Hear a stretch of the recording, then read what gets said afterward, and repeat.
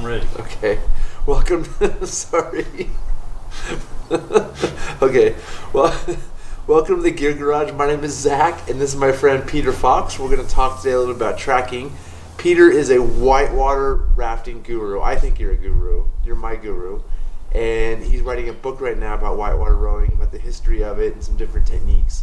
And what I want to talk about today is tracking. Because tracking is something I generally get, but I don't really think about it that much. It's not like a thing in my mind. And I know you think about it a lot. Yeah. What is tracking? Well, tracking is the ability to take a raft and use the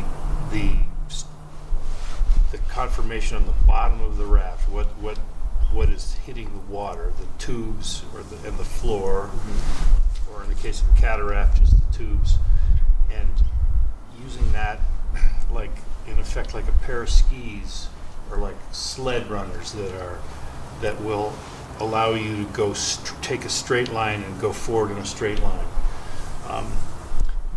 We talked about this before a little bit, and it occurred to me that maybe one of the reasons why tracking is more something that I think about is that my career was in bucket boats, the Avon Pro bucket boat with just a hypalon floor that would lift up kind of in the middle and float on the water, and the weight would be carried on the tubes of the boat. And because the weight is carried on the tubes of the boat, it becomes like a giant sled, big sled, big, and So like, why? I don't understand why do we want tracking?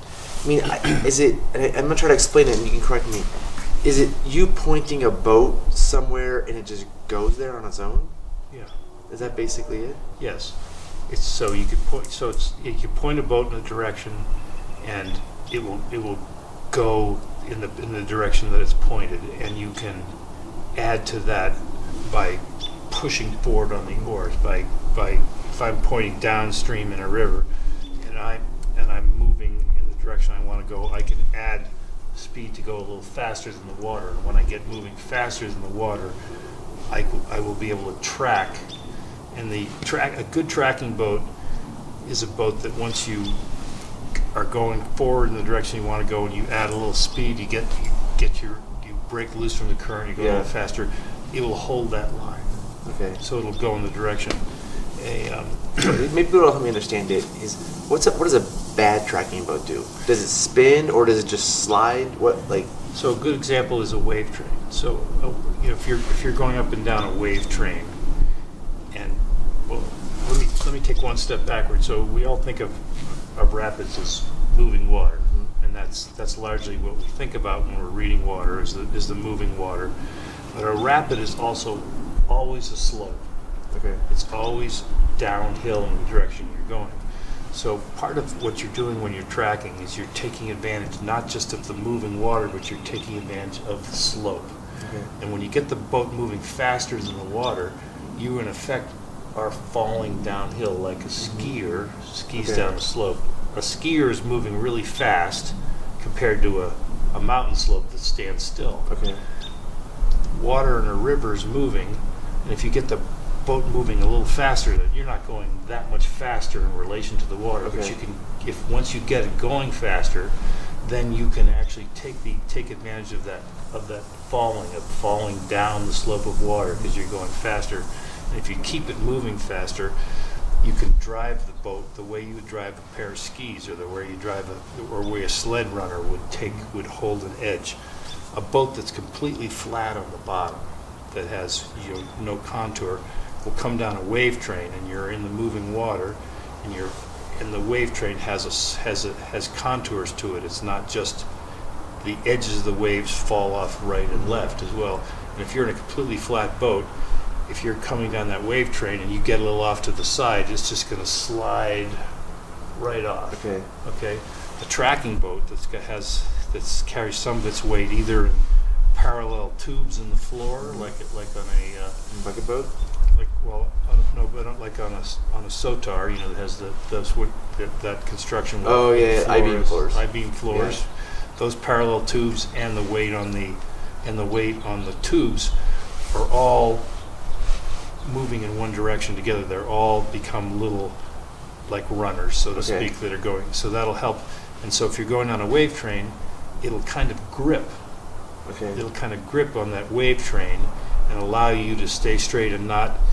So as you're falling forwards and going with the moving water, you won't slide off to the side. Okay. So, like, the tracking is caused by those grooves in the bottom of the floor, basically. The fact that there's like lines down there. Yeah. And so on a bucket boat, they track too. You're saying, but because there's two long tubes that do the same thing. So in the bucket boat, the floor of the boat never was really carrying any of the weight. It sort of distributed the surface tension on the water, but that floor, like on a pro, would just float up a little bit. Okay. So the weight was carried on the tubes. Got it. We're in rafts now. It's carried on the floor. It's carried across the whole. It's carried on the tubes, the floor, everything. And the floor, since the floors have ridges, those create tracking. That helps with tracking. Okay. Yeah. Now, we were talking about the MaraVia boat. Now, the Yeah. MaraVia boat is a really interesting design because. And let me interrupt just so Go ahead. we talk about MaraVia. So MaraVia has a drop stitch floor. So it's instead of having ridges like an I-beam floor, the drop stitch means the floor is totally flat on the bottom. So it wouldn't. So if you think about it, it wouldn't track like that because it doesn't have the ridges, which would cause it to track. Right. So Right. go Right. ahead. Okay. So and a lot of people, you hear people saying that the MaraVia doesn't track well.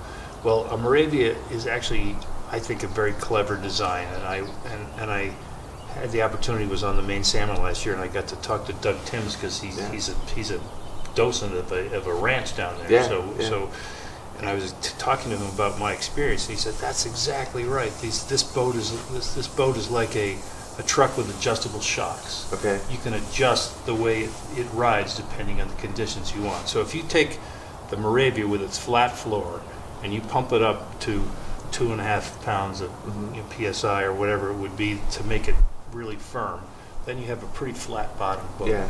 And when I did that on the Maine Salmon, I was going down wave trains and just sliding off into the eddies, and I'm going, I thought I knew how to row. I think I could do this, but I would just slide off, and it was frustrating. And I said, but I was determined. Okay, I'm going to figure out how to row this boat because I know it's a good boat. Yeah. And I worked on it, and then finally I said, okay, all right, I'm just going to take a little air out of the floor, because I'm not succeeding like this, and it's not the way because I'm a guy who drove boats and likes to track. It was frustrating for me to row that boat that way.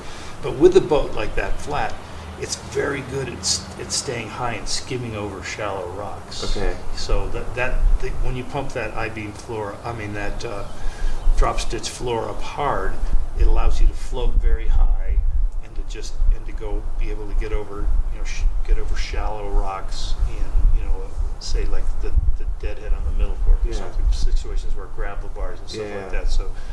So take a little air, took a little bit of air out of that floor, that flat floor, and what happened is not a lot. It's not flat. It's still a firm surface under my feet, but just enough so that it softens up, and it's sort of under my feet in the cockpit where I'm sitting in the rowing seat. It's sort of floated up under me a little bit, just a little, so you could tell. And what happened is the weight of that boat settled down onto the tubes. Onto the tubes. So not all of it. It's still distributed, but a lot more of the weight went onto the tubes of the boat, and just instantaneously, it became a great tracking boat, like a bucket boat. So this is what I didn't understand, and now I'm kind of getting it. Like I ran bucket boats for a season, so I barely have experience with them. Yeah. I ran Avons for a long time. I've run a lot of Sotars, and I'm used to the I-beam floor. Right. And when I push on the oars on point, it goes that way. Exactly. And I like that, and that's Right. tracking, right? Right. Yeah. I've just done it, and it's worked, and I've been happy. Right. People complain about MaraVias, and I don't really understand it because I don't row them that much. Yeah. About them not tracking. I didn't really know what that meant. I'm Yeah. like, okay, whatever. They don't track. Yeah. But what you're saying is that the bucket boat's tracked because the bucket floor just came up, it didn't have any weight on it, and the two tubes in the water create that same tracking. Yeah. The MaraVia, even though it has a flat floor, you can do a similar thing. If you pump it tight all the way to pressure, it touches the water pretty stiffly. And the whole but bottom of the boat is one flat, basically one big the flat floor surface. and the tubes together on one surface. If you just let some air out to your liking, Yeah. then that floor kind of comes up a little bit and the weight goes on the Well, it tubes. sits in the tubes. And it tracks like a bucket boat tracks historically did. tracks like a bucket boat, Okay. which tracks better, in my opinion, than an I-beam floor. Wow. Because, and here's so basically, instead of an I-beam floor, you've got the weight distributed across the bottom with the tubes and then the beams and the floor. Yeah. If you deflate the drop stitch floor, it lifts up a little bit and lets the Yeah, weight settle that on the makes tubes. sense. So you're more like runners, like a sled. Yeah. So and what's great about that? First of all, it will grip on a wave train. It'll drive in a straight line. You get it going, and it'll just cruise in the way in the direction you do, which allows you to do maneuvers that are not just based on the hydraulics, but also based on the slope. So you can basically you can ski it in effect. You can ski it. You can take an angle and sort of tracking across a slope of water diagonally and hold that line. If you keep the momentum so you're going faster, you can actually drive it through moves that are different than just riding with the water. I'm having a hard time visualizing that, but I'm sure Okay. other people can Yeah. better. Well, okay, a great explanation of this was given to me by Ken Helfrich. Okay. So Kenny Helfrich is has been grew up rowing. He's a third, fourth generation boater, and he drives drift boats. Yeah. And drift boats have chines Okay. along the where the flat bottom of the boat meets the side. There's a little piece of hardwood that acts like almost like a runner. Wow. And when you drive it, So the drift boat, so Kenny runs the Mackenzie drift boats. Yeah. And they have a flat wood floor Yeah. or metal floor. Yeah. And what you're saying is there's some sort of metal. it's a Or wood. wood It's a wood. thing. It's just a little edge, Okay. so that it has a harder edge. A raft tube is a rounded edge that's it'll track and it'll track well, but nothing like what that little. It's like having two. Is the china it's like a sharp edge, or is it a thing that goes down in the water? It's like a little piece of wood, but it's that along that edge. As Okay. I understand it, and I'm not an expert on them, but Yeah. but what he describes it as is you can use that edge in a drift boat to carve turns Wow. and to go forward and go really hold the line. That's harder to do in a raft. But so going back to a raft where you have, if you take the weight off of that uniform floor and you put it on the tubes, you can drive it in a way down the slope, just like when you traverse with a ski across a slope.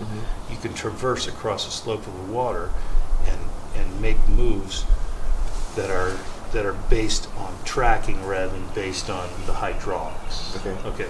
And now, so the boat that I rode in my career that was an extreme example of this was the huge 22-foot self-bailing MaraVias that I rode with Steve Curry in Chile. And these boats have no floor. They had a plywood floor suspended on chains. These things are tanks, huge boats, 32-inch tubes, huge tubes, but there's no floor touching the water at all. Okay. And they just, you get them going in a direction, and that's where they're going. So those track really well. Oh, yeah. Like no floor tracks great. No floor. Okay. No floor track's great, but it has to have the big enough tube, and that's what a cataraft is. And now, so a lot of the modern catarafts you see, and I'm not a super expert on cataraft design, but in my experience, the modern catarafts you see have a big rocker in them, so that they can run Class 5 water. They're designed for running class, so they'll go down and they'll pierce through a hole and bust through it with that rocker, and they'll also spin super quickly because of that rocker. So in Class 5 water, crazy all around you, you can spin them quickly. They'll run holes. You can do things, but they track pretty well too. They track pretty well, but like with what Sotar calls a coho cat or a fishing cat, which it used to be. I have really old Sotar cats that were, before they started to put this rocker design, that are just longer, flatter tubes sitting in the water. Those are amazing tracking boats. Wow. There's amazing, like my wife's Because of the long water line. the long straight Okay. water line, Right. and like they will, for instance, the 12-foot cat that my wife Susan drives, she goes to Mule Creek Canyon on the Rogue, and you get that boat tracking down the center of that canyon. It's like it's on a railroad track. It just Yeah. goes straight down the middle of Yeah. that canyon, and you don't have to be taking ferry angles. It'll just ride. And so in my opinion, for a lot of the people who are doing class 3 type family trips and stuff like that, those more aggressive banana shaped cats are not as effective on a river like the Rogue as one with a longer water line, straighter water line. We've been playing with that a lot lately. We've had the MaraVia cat that has a ton of rocker. Yeah. Next to there's a Sotar Legend that's 11 foot with a long water line. Yeah. And I noticed the MaraVia cat is really fun. It's my favorite one if I want to go have fun because it spins on a dime. Yeah. But it won't hold a line. Yeah. Where the Sotar, the Legend, has a long water line, Yeah. and you can do nice even ferries back and forth and Right. really drive it. So if I want to run harder rivers, I always take the Sotar because I like that long water line. Right. Where the MaraVia, if I just want to goof around and surf a bunch, I take that one out. Yeah. Depending on the day I want to have. Right. But I think if I had just one, I would probably get the Legend because of that Yeah. long water line Right. we're talking about.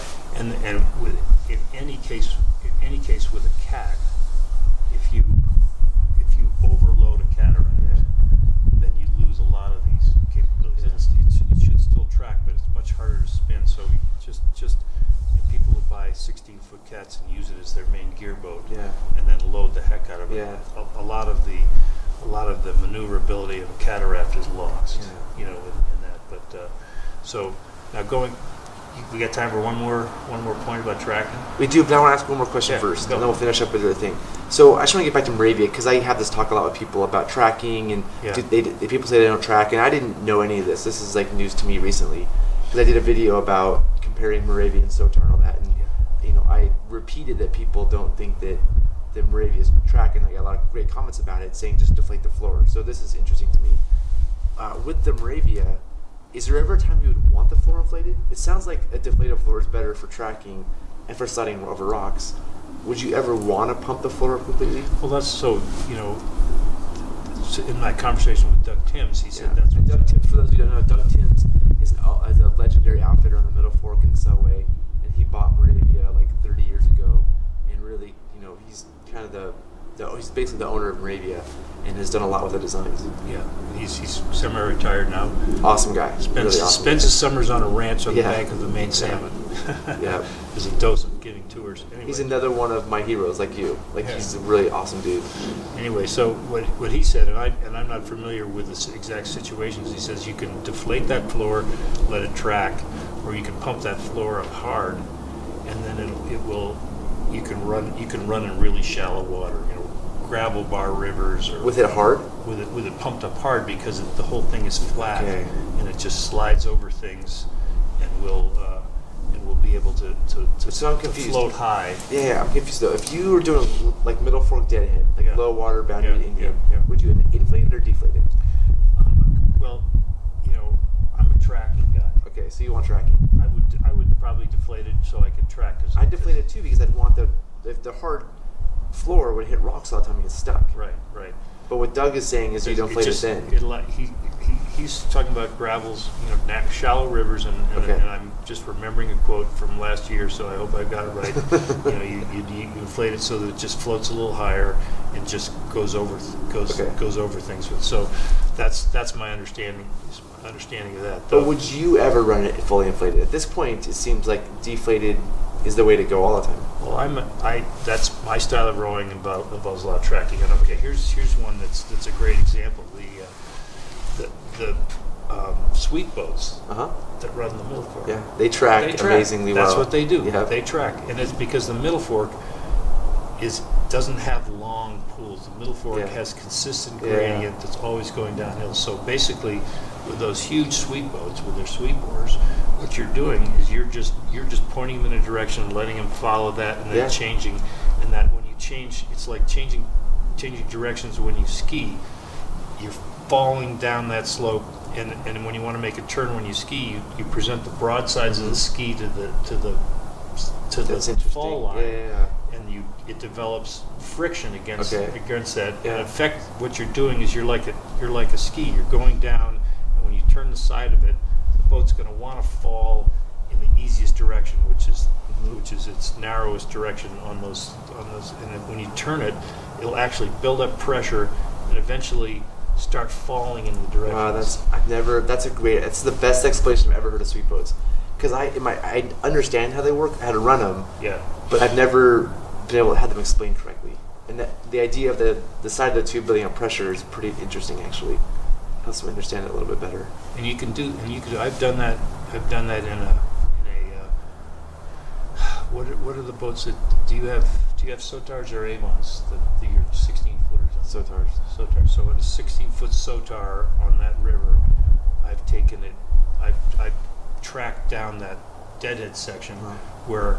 Oh, in the middle fork, they're NRS. Oh. Because we need Hypalon to All fly them around. Okay, so yeah, but anyway, in a regular raft, Yeah.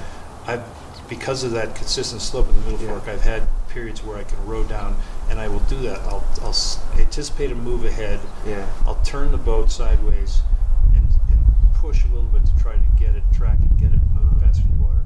It'll build up that pressure. I've never ever thought about that pressure. I Build love up this. the pressure on the tube, just like a ski. Yeah, okay. And then it'll start falling the way it wants to fall, which is the way the boat's designed. So you can go, you can turn it.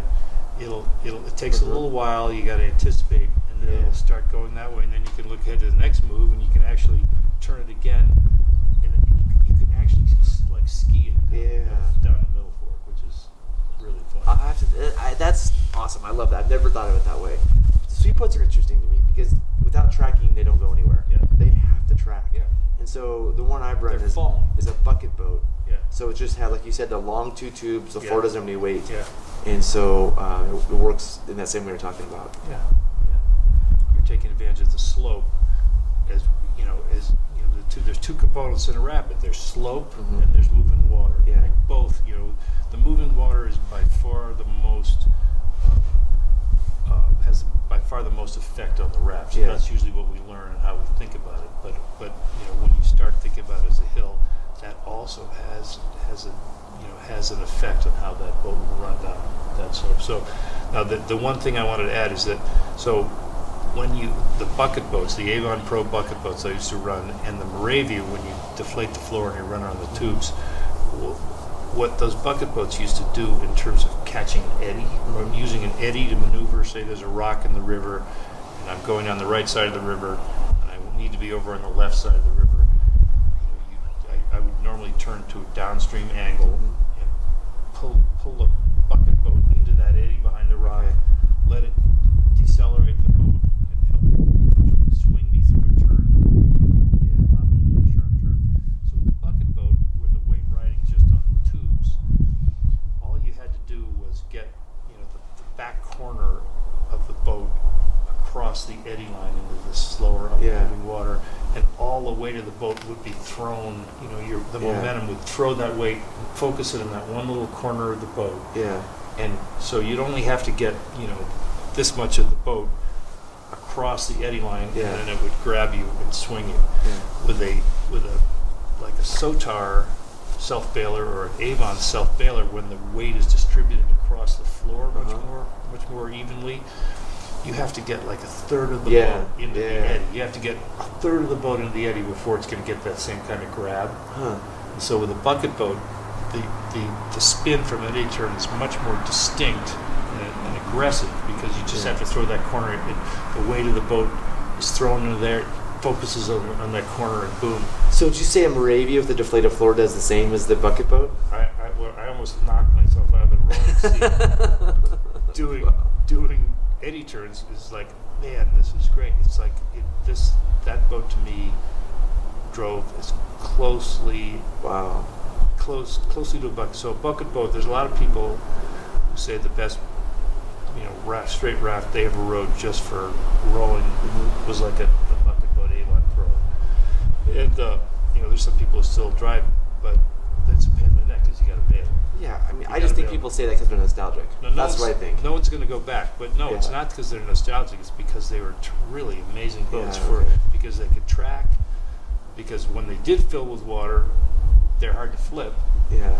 But the other thing is for doing eddy turns, for the effect that just getting a little bit of a tube in the eddy, so much more of your weight's on the tube. A little bit of a tube in the eddy, a back corner in the eddy is going to make a much more dramatic eddy turn than a boat with an I-beam floor that's distributed across, where you have to get a third of that boat, a third of the boat over there, and it's and so that MaraVia did two things that I loved. Was it really tracked. It held a line through rapids. It allowed me to do that sort of skiing, sledding thing we're talking about, and it allowed me to just put that back corner, go downstream for an angle, get some momentum, drive that corner into it, and then the weight at the boat shifts into that. Boom! That thing. It's I'm excited to try that now.